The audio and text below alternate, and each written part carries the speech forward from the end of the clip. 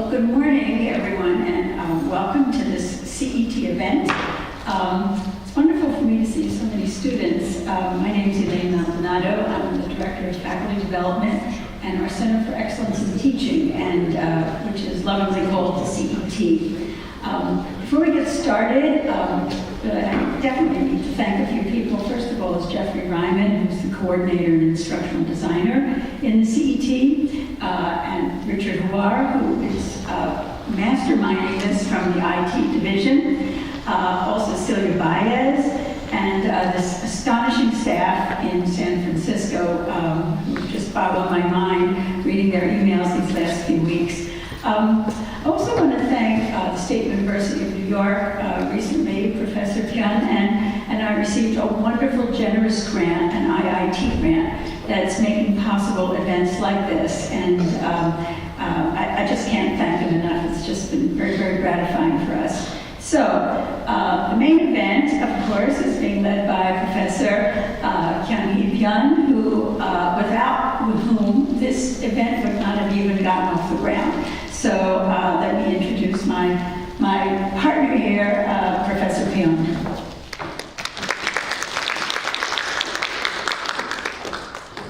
Thank you, Elaine. Hello, everybody. I have a lot to say, so I'm going to read the prepared letter. So my name is Kyung-hee Pyun. I'm professor of History of Art, and I teach Asian art at FIT. I am so pleased to organize a virtual tour of the special exhibition, Couture Korea, held at San Francisco Asian Art Museum for the audience at Fashion Institute of Technology. So one of the group is from the draping class of fashion design, and another group of students are coming from Korean art and civilization. I thank all of them. This event is one of the first series of events related to the research project called the Bamboo Canvas, Instructional Innovation for the Globalized Classroom. This is funded by State University of New York Innovative Instruction Technology Grant. The Bamboo Canvas is a website with video documentaries showing how to create Asian arts and crafts. You are welcome to visit our website. Virtual reality or augmented reality videos will be added in the coming months. Next year, in 2018, on November 2nd, FIT will host a regional conference, Globalizing the Classroom with a Bamboo Canvas, conference on instructional innovation and creative technology. Today's virtual tour is indeed part of instructional innovation.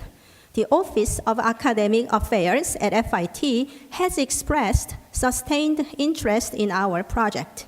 I thank Vice President Jag Oliva, Associate Vice President Yasmin Jones, and Lucia Duraspinis, Executive Director of the Grants Office. First of all, I'd like to thank Professor Elaine Maldonado, Director of the Center for Excellence in Teaching, for her enthusiasm and support for this event. Jeffrey Ryman and Celia Baez at the center were enormously helpful. Jeff, in particular, worked throughout the summer to make sure this event will run smoothly. Jeff and I are fortunate to have enormous support from San Francisco by Deborah Clearwaters, Director of Education and Interpretation, and Kevin Conley, Director of Information Technology. We communicated since May. We have had several conference calls with a team in San Francisco and exchanged numerous emails for the past 6 months. It was a privilege to have many experts involved with our virtual tour today.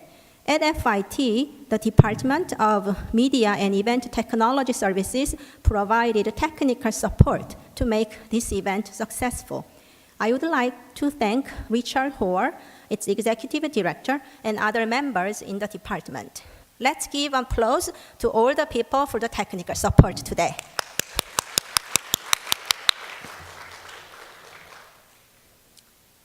Today, we will meet the curatorial team for the Couture Korea at the San Francisco Asian Art Museum. Curator Hyunjung Kim Han had planned for this exhibition for several years. It was more than a year ago when we met in New York City and discussed a possibility for having a virtual tour of this exhibition, Couture Korea. Many students of mine who took Korean art or East Asian art have written papers on the traditional Korean costume. In general, students and faculty members at FIT want to know more about traditional clothes from different cultures. But there are not many clothes displayed at museums in New York City. I am grateful for Hyunjung to choose FIT as a partner. The competition was fierce, and you should be glad that I won the competition. I was able to convince her for my students and faculty members at FIT. In the short video that you will see in a moment, you will see Curator Han and her team of exhibition, Marco Sentin, the exhibition designer, and Denise McDale, the conservator. We should thank them to come to work at 7 o'clock in the morning. It's only 8 o'clock in San Francisco.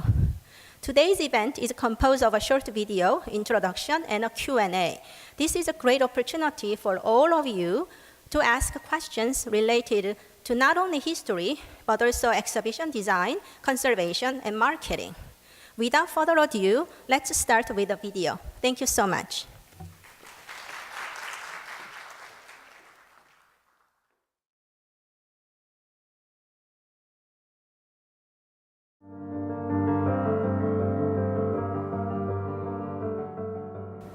The exhibition Couture Korea is about how Korean styles and traditions have informed fashion in Korea and beyond. Great art, like great fashion, is always about knowing where your boundaries are and playing with them. This exhibition, Couture Korea, explores the boundaries of fashion from Korea's past, informing haute couture today. The title Couture Korea conveys the idea that the creation of traditional Korean dress was and is still a laborious and highly skilled process.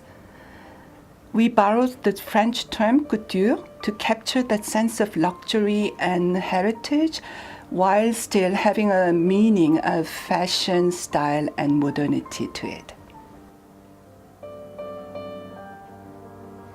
Around 100 years ago, hanbok, traditional Korean clothing, started to fade away as daily attire.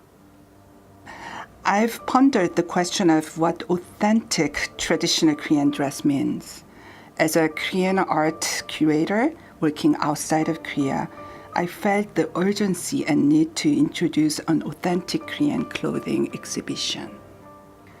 The recent trend of what we might call hanbok dress-up that bloomed about 5 years ago reconfirmed for me the need to plan this exhibition.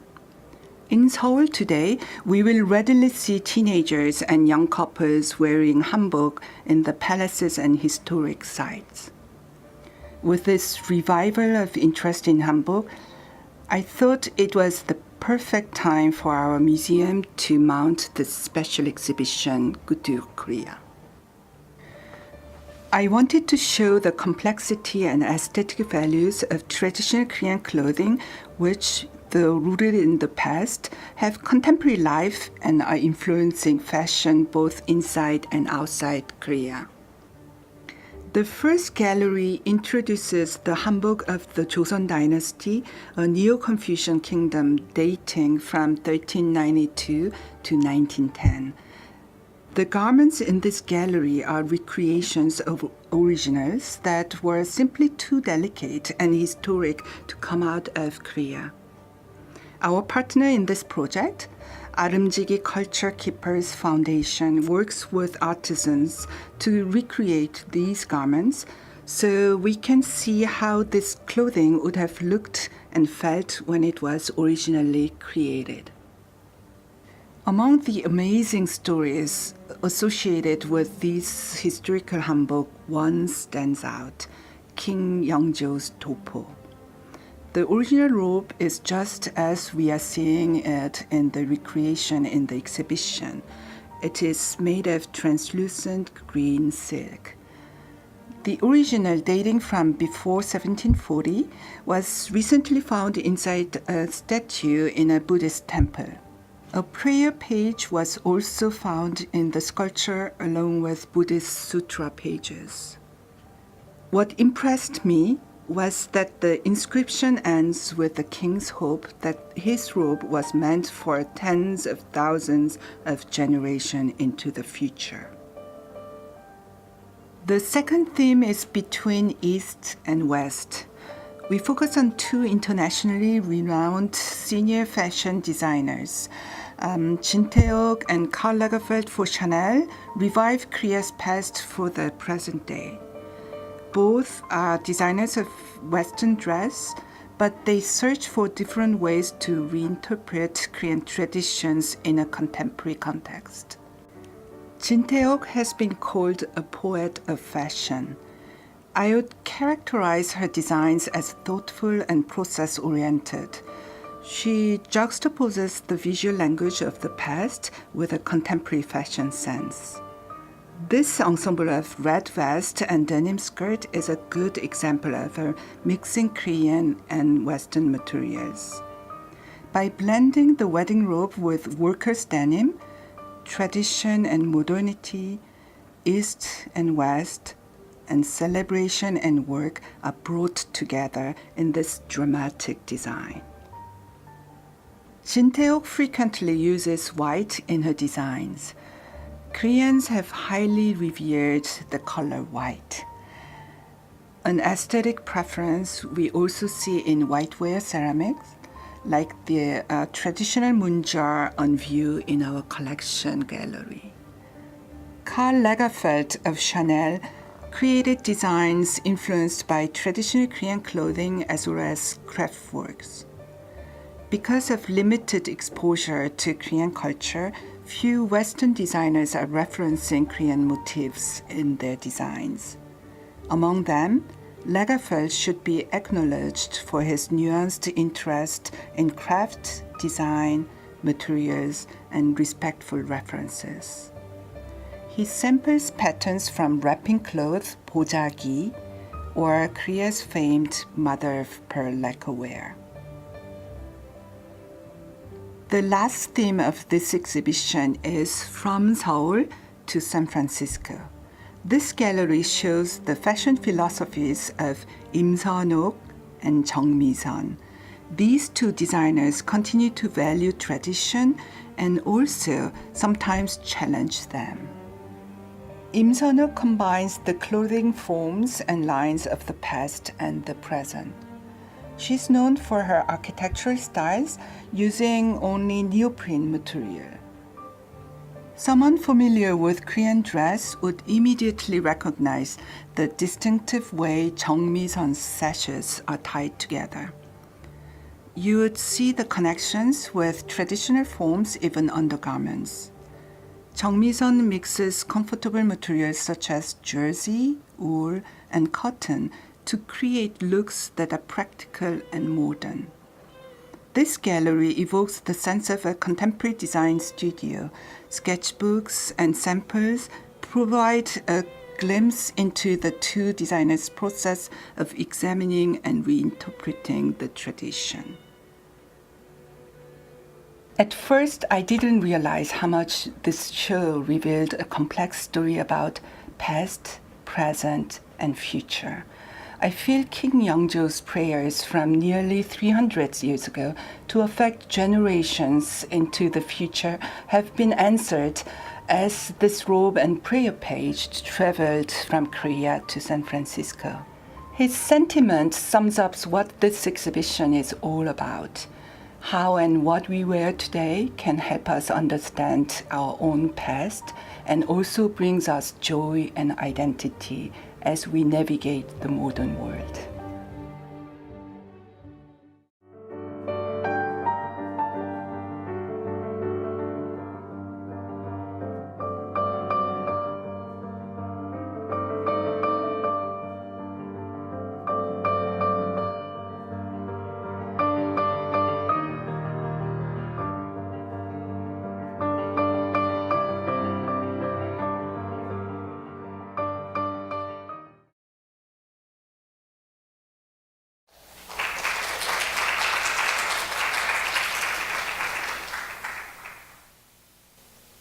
Good morning from San Francisco. Can you all hear us? You sound good, Deborah. You can hear us. Wonderful. But welcome, everybody. It's wonderful for us to be in touch with you, 3 hours difference away. And I wanted to just share my thanks to everyone at FIT, Professor Pyun, Richard, and Jeffrey. It's been wonderful to work with you. And thank you for all the staff on site and all the students that we can see. So after the video, I think we would like to turn to our exhibition designer, and we have a few slides to share with you. Okay, Marco, take it away. Okay, good morning, everybody. My name is Marco Centini. I'm the exhibition designer at the Asian. I would like to go briefly over the main concept that inspired the design for the exhibition.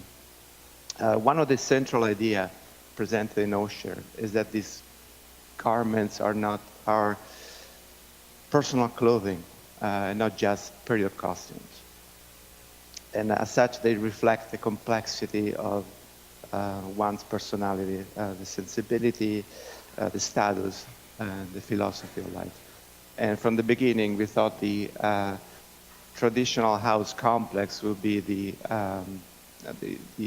best context to present at this point of view. Of course, the main goal was not to reconstruct a traditional architecture that would be way beyond the scope of this exhibition. What I was looking for during one of my visits at the house was to find those essential quality of the architecture that could be used in our exhibition space. I noticed, for example, how the contrast between the gravity of the architecture, exterior architecture, and the simplicity of the interior space. How do you connect it?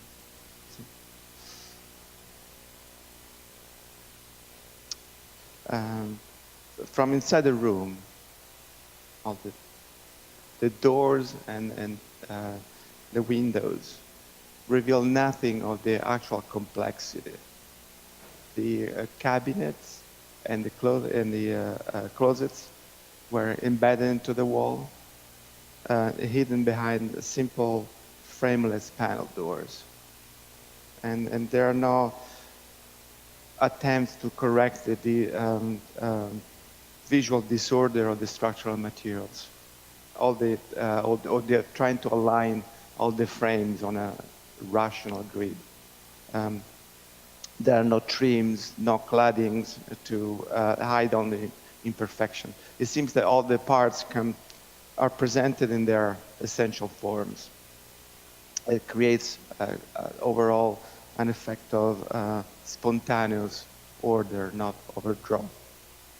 And I thought that was a best quality.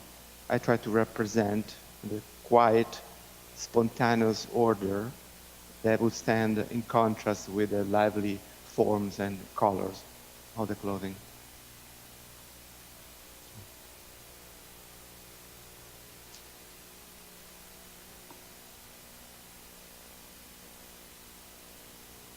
Did you want to say anything about the floor plan, or shall we go on to Denise at this point?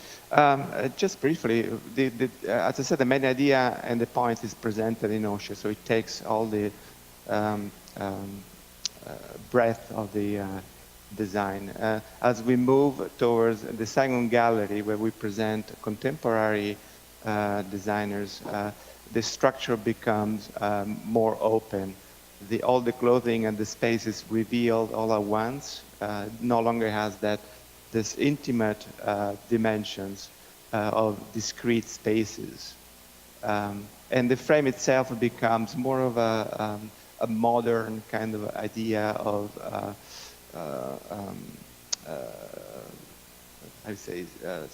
alignment. As just a rational grid. That stands a little bit in contrast with the walls of the gallery. They still have that quality of being a sparse and simple space. The last gallery, it's very simple. It's basically a central case, but it's trying to shift the focus from the clothing themselves in a way to these two sections, to two tables that contain some of the materials they use in a sort of byproduct of the creative process of the two fashion designers. On the walls, there are a simple photographic collection of moments of the studios and presented almost as a visual timeline to underscore the idea that this is still an ongoing process.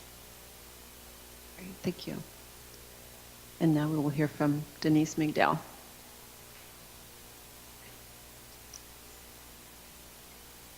I don't need my glasses.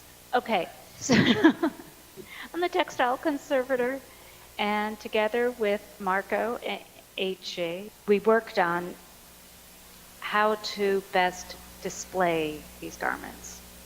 So when you're looking at clothing, the first thing you're looking at is if you're using mannequins, and we were going to be using a number of mannequins, do you want heads? Do you want facial features? If you don't have heads and you just have necks, is it going to look appropriate to what you're trying to convey? If you have heads, then you have the concern about facial features, maybe even skin tone might come into play. So one of those problems was solved because with the traditional women's clothing, Jiggy was providing their mannequins. They were extra petite in size, smaller than your average size 0. And they were specially made for their garments with movable arm joints, ball and socket, both at the elbow and at the shoulder. So they're more posable than your standard mannequin. And that is the woman in the winter dress that you can see in this slide. I was going to say behind me because she's sitting behind me too. So that was great. She came with her own mannequin. The clothing we knew was going to fit. The hat was an intriguing problem in that it's a little larger than the egghead of the mannequin itself. Most hats are made to be worn on heads of hair, and the hair provides both grip and, well, another layer of depth, so hats will fit. Eggheads are a little slippery, mannequin heads. So at first, this hat was tied by Jiggy with monofilament to the wall. And in some cases in this gallery, monofilament is amazing. In the King's robe, for instance, can I go back and forth? Do we have the King's robe? Yes. In the King's robe, for instance, that crispness is achieved by tying monofilament ties from the bottom edges of the robe to the lower edges of the case, and you don't even see it, and it appears to float in space. And let's see, yes. Whoops. I went one too many, I was so excited. There we go. But back to the hat. With the hat, it was very distracting, and you could see the tie. And a colleague of mine had recently given a little tip session. Beautiful. She just built up layers of Valara and archival material on heads of the mannequins. You can build up a nice base for that hat. You don't have to touch or alter the actual textile or hat at all. It fits on the head perfectly and does not flip forward. Other mannequin challenges were that Jiggy did not have male mannequins to lend. And so for the men in the gallery, we had to source mannequins. The scholar, because he had a hat, and you can see him in the slide as well, he needed a head to wear the hat.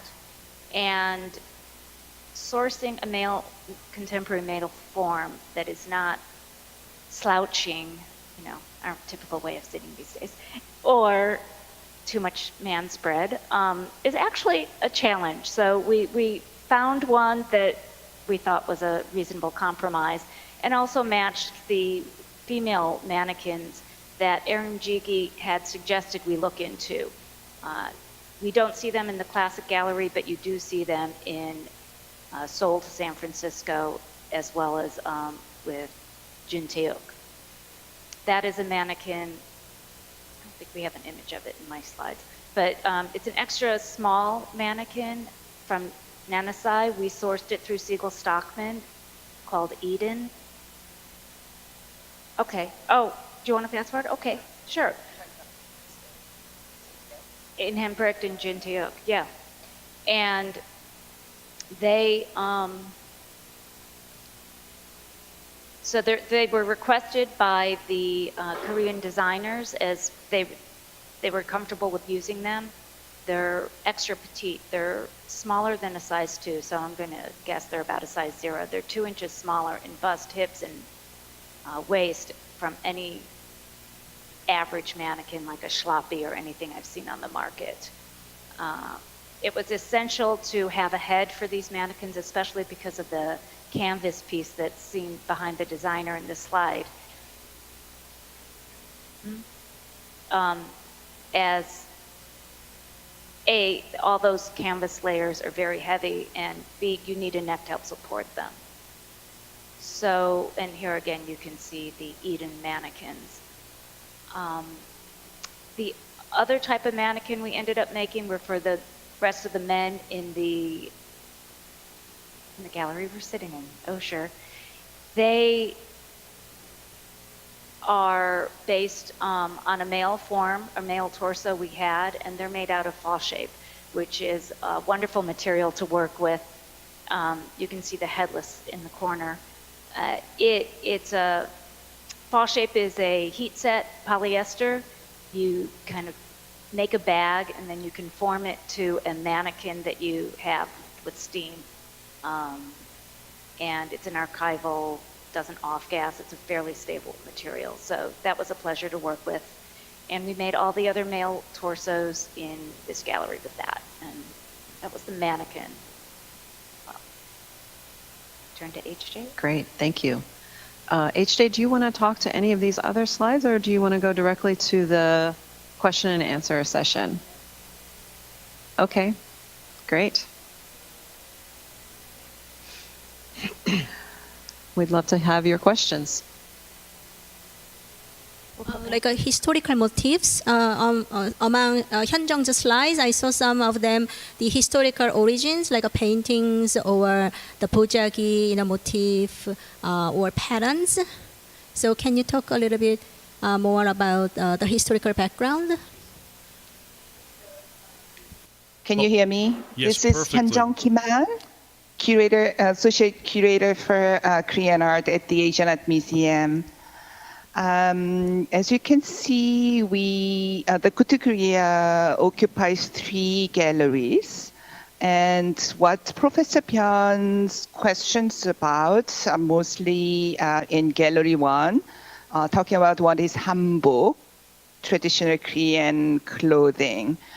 As in the video, I told you that most of the costume and dresses are reproduction based on several historic references. Of course, the excavation outcome from tombs, actual original garments, but also paintings and written records. So, for example, the Shimi Scholar's robe was based on the 18th century portrait of very famous Confucian scholar, Kim I-an. Tapo, sleeveless robe, was based on actual tomb founding. And you can see how kind of authentically reproduced from the weaving and dyeing to the production. And also, women's ensemble, very famous, based on a very famous painting, Shinyeonbok's secret outing at night.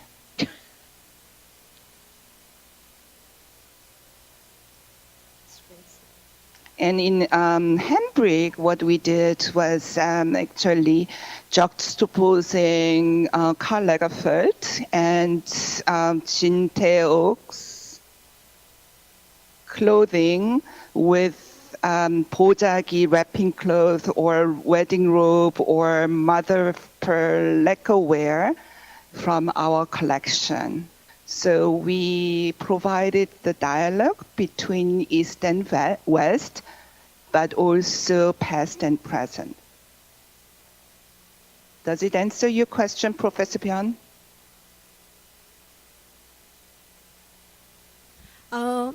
Can you show your written inscriptions? You had a page slide with written texts. Got it. Why I prepared this one is because even though kind of like fashion, the term about fashion or couture are 20th or 21st century term, we wanted to kind of make clear that in the past, especially 18th century Korea, there was a concept of fashion and trend. And this ensemble represents that change and trend. When especially during Yeongjo and Jeongjo's period, women's clothing has kind of really had big change. The jacket became very short and sleeve very tight, and skirt, we call it as cabbage skirt, very voluminous skirts. And especially in the frontier of this trend was courtesan, as you can see in the painting and in the ensemble reproduction. You see the undergarment showing, underpants showing, which means kind of in the past, undergarments kind of under the Confucian society, it is forbidden to be shown or to be exposed. But during the 18th century, there was a kind of like sort of like fashion concept. And the courtesan was in the frontier. Hold on, maybe I missed. And of course, kind of fashionista always kind of like being criticized. And Lee Dong-mu, very conservative Confucian scholar, really saddened and critiqued over the new fashion during the 18th century. And if you can read it, the new fashion came from courtesan, but even Confucian wives and Confucian women really wanted to follow that fashion. So we have some students who want to ask questions. So they are going to walk to the podium so that people in San Francisco can see their face. Can you say your name, Matthew? You have to say slowly and loud. Okay. My name is Matthew. My question, could you guys talk a little bit more about how the garments were reconstructed, like where they were made, and if whoever made them like followed the same traditional processes? Can you hear his question well? Yes. So we have a partner and co-organizer of this exhibition, IITG Culture Keepers Foundation in Seoul. And they, under that organization, they have outside artisans, about like dozen of artisans, and also scholars. And they work together, to reconstruct the foundings from tombs, or also studying historical materials. So they, based on very original garments or very kind of like written records, they reconstruct whole process from dyeing, weaving, and also manufacturing, hand sewing. But what I like about their process is they reconstruct the whole authentic process, but also they are suggesting what can be done today. So they suggesting some options of, not natural chemical dyeing, but very similar to natural dyeing.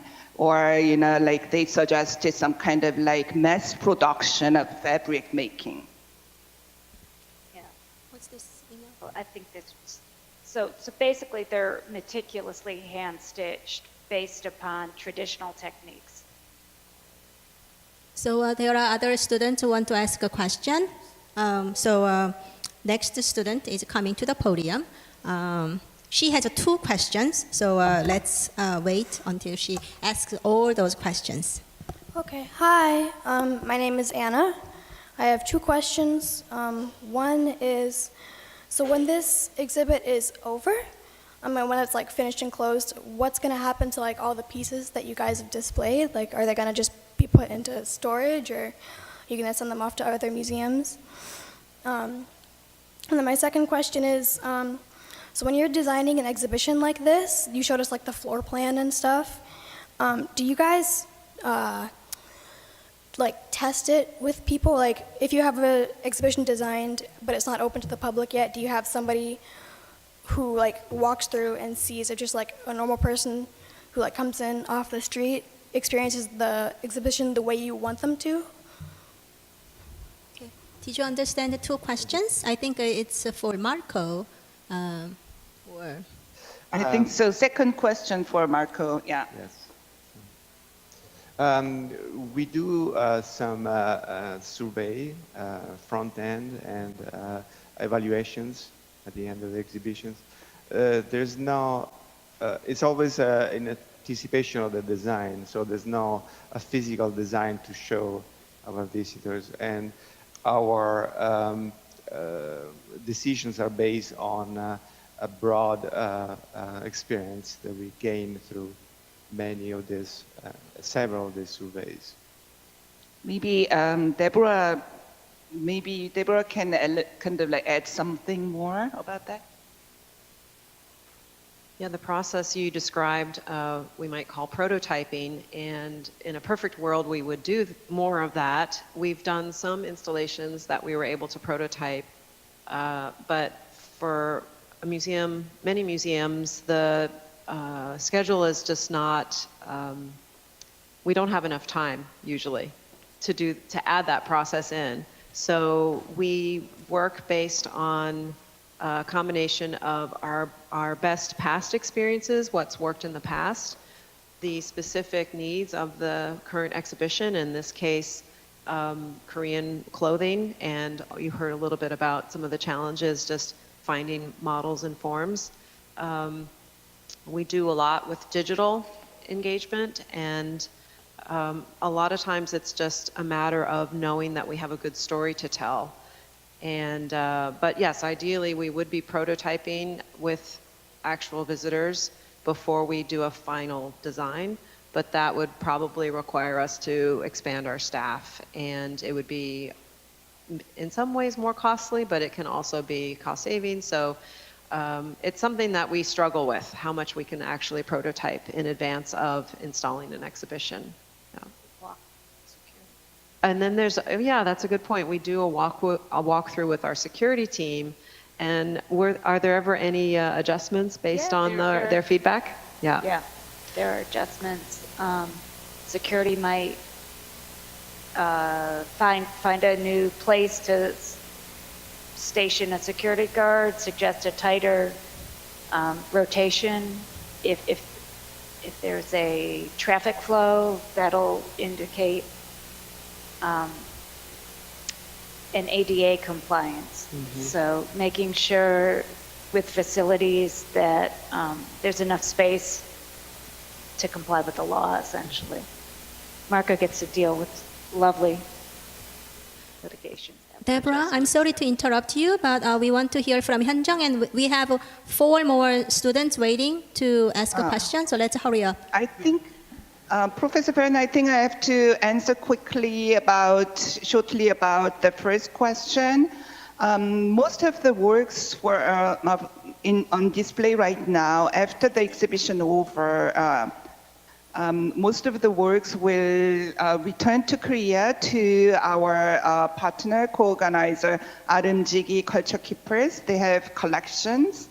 And also the Chanel pieces will be returned to Paris. And some of the reference kind of materials from our collection, so they will go to our storages. Okay, we have a professor, actually three professors waiting to ask you questions. So first.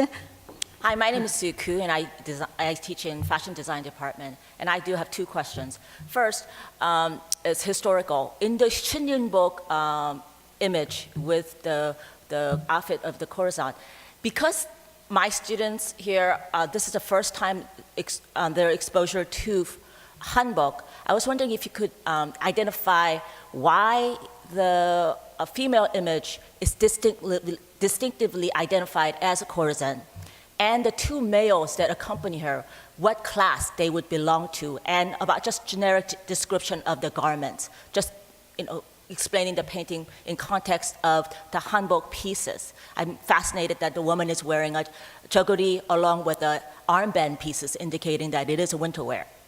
And secondly, I was wondering what caused the resurgence of interest in hanbok and revival of hanbok as fashion among the youngsters? Were there a specific, social movement that occurred, or are there stars, or particularly the celebrities who are igniting this movement and supporting the hanbok as a fashion and as a couture in South Korea? Thank you. The first question about 18th century Shinyeonbok painting. Shinyeonbok and Kim Hong-do might be the most kind of famous painters or artists in the history of Korean art. And also 18th century is very interesting because there is a kind of philosophy behind that period, the practical learning. Artists and kings and scholars were kind of like seeking for what is Korean identity, what is Koreanness. And Kim Hong-do and Shinyeonbok especially, they painted Korean people.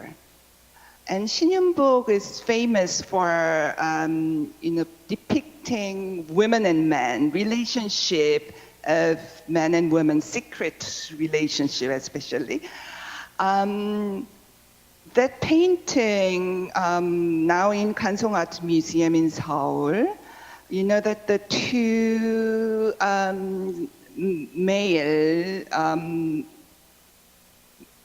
two men, the red robe man wears kind of all the garments of policemen.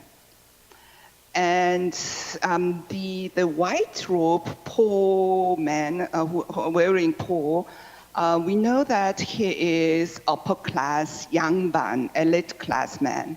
Why? Because his, one clue can be kind of the hat. He has the cut, he's wearing cut, but the brim is quite kind of wide, which means kind of he was in the higher rank. But on the contrary, the women showing the undergarment, and then also having the pipe, tobacco pipe on a street. Definitely she was not an upper class woman. And also kind of like, because under Confucian society, women when outing, they kind of covered their face. But here in this painting, she's quite kind of very kind of like exposing herself and also her undergarments. So that's why kind of we know she is a courtesan. Can you answer? And the then second- another one, sorry. Could you move to the second question, Yes. like the popularity Second of question, Korean about dress? 5 to 6 years ago, there was a revival, especially for youngsters, especially in historic sites and palaces. Nowadays, when you wear hanbok, the admissions are free for palaces, but it doesn't mean because kind of like the admission is free that they are wearing these kind of things. I think kind of it's a new trend, very connected to social media and also K-drama boom. So in the 1980s and 1990s, there was some kind of a little bit of trend of nationalism, and wearing hanbok was kind of connected and related to nationalism. But this time, I think it's quite different trend. Thank you so much. Now we have a second Professor Suran Choi asking a question. Hello, I'm Suran Choi. I just wanted to thank you for this opportunity to be able to take a look at this interesting, informative exhibition from distance. I'm going to make it quick because I have 3 people waiting after me. My question is related to the style. Some of the traditional hanbok, the Korean costume, which were shown in the presentation, seems to have underlying style, which is kind of a very nice balanced interplay between straight line and curve. For example, in the upper section of a sleeve, you can see straight line, and then the bottom section connect to nice curve. And also the necklace, the line is very straight, and it meets with this nice fabric band. Eventually, you can tie a knot. And also the skirt has nice geometric line, eventually turn into some kind of organic design. Would you please explain a little bit more about the symbolism or historical importance of the kind of underlying design? Thank you very much. This is a very difficult question because I'm not a fashion specialist.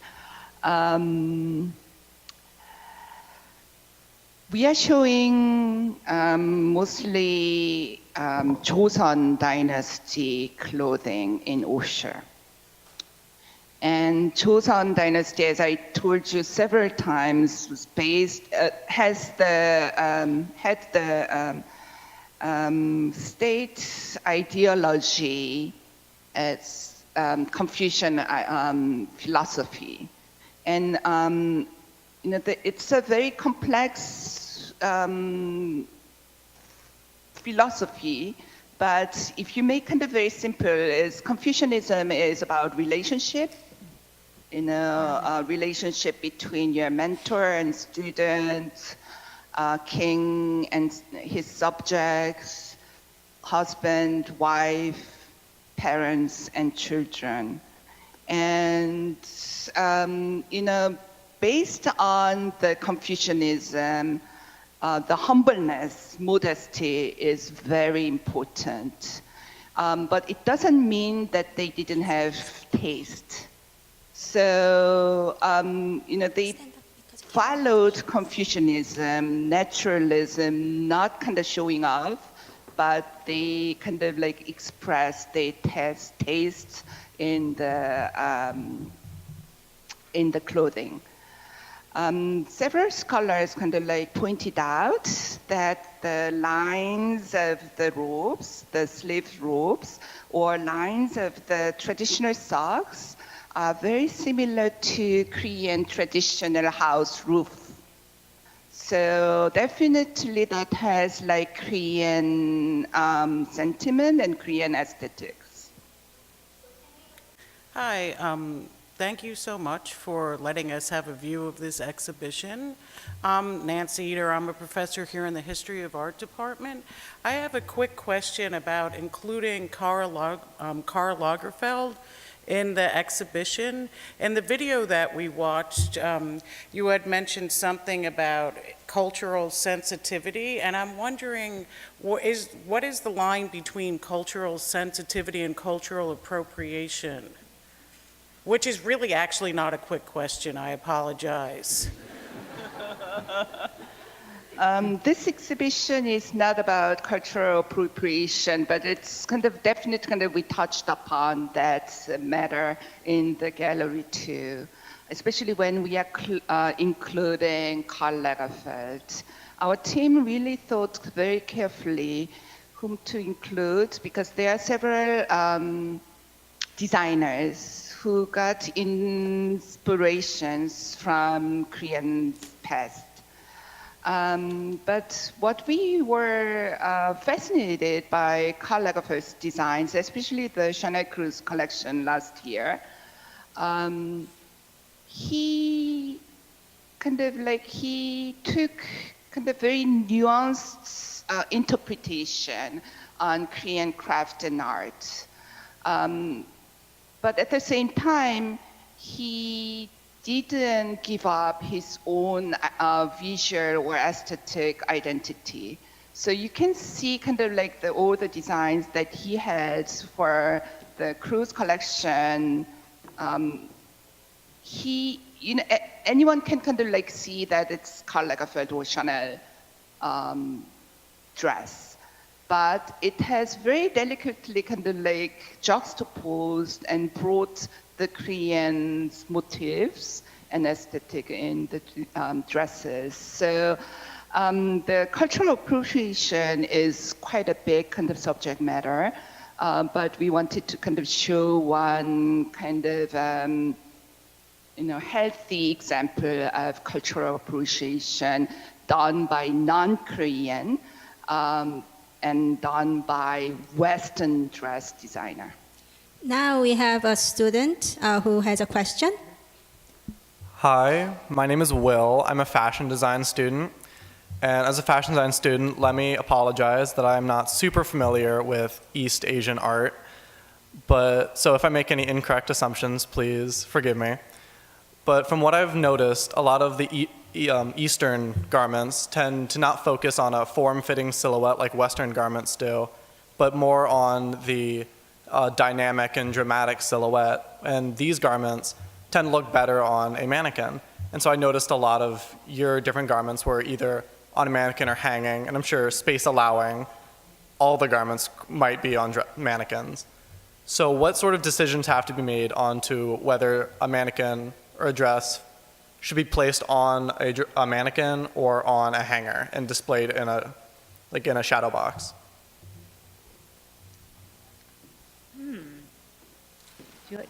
Marco, do you want to take this, or you want me to try first?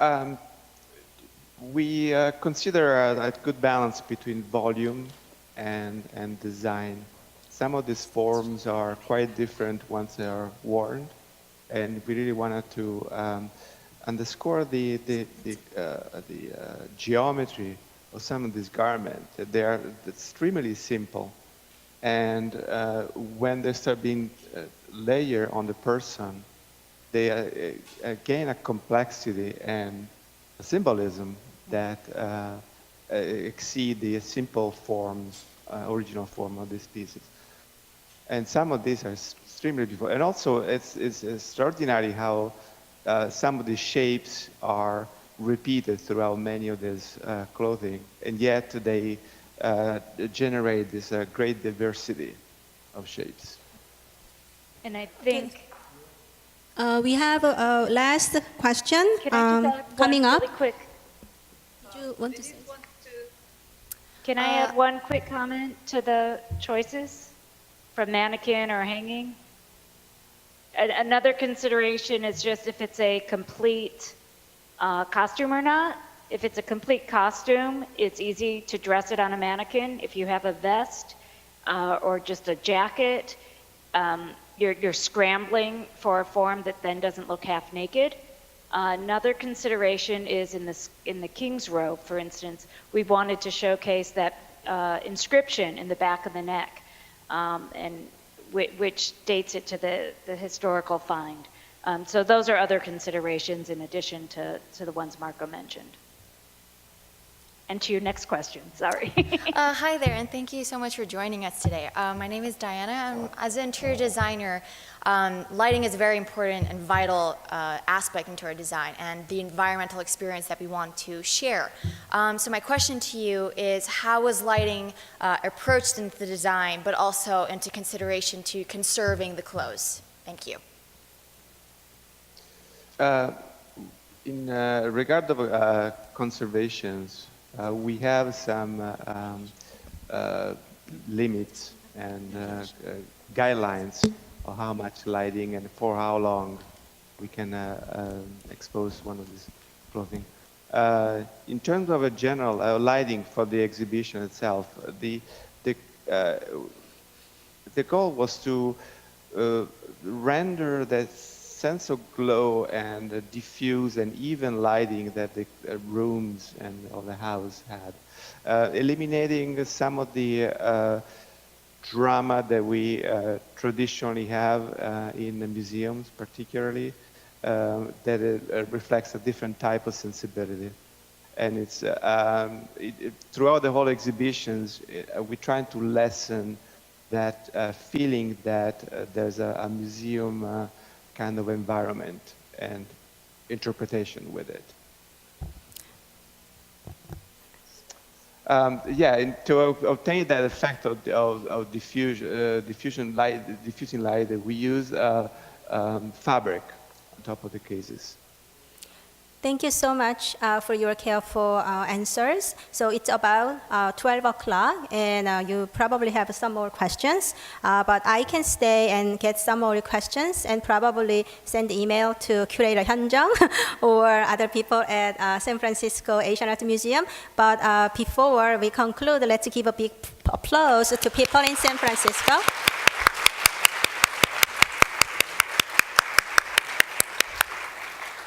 Deborah, do you want to say bye to us? Thank you so much. It was a great experience for all of us, and I hope that you all come to see the exhibition before it closes in the early spring.